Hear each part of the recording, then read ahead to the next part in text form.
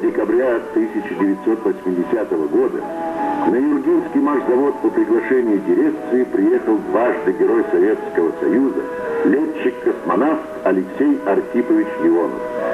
В поездке его сопровождали второй секретарь обкома КПСС Василий Иванович Ситников, первый секретарь горкома КПСС Владимир Николаевич Землянов и другие.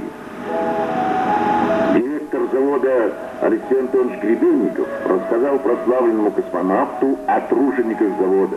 Они прошли по цехам и посмотрели выпускаемую продукцию. В конференц-зале состоялась встреча земляка-космонавта с представителями цехов и отделов завода. Почетный гость сказал: «Сегодня я побывал в некоторых цехах вашего завода и видел уникальную продукцию. Вы создаете ощутимые ценности. Я восхищен трудом рабочих завода».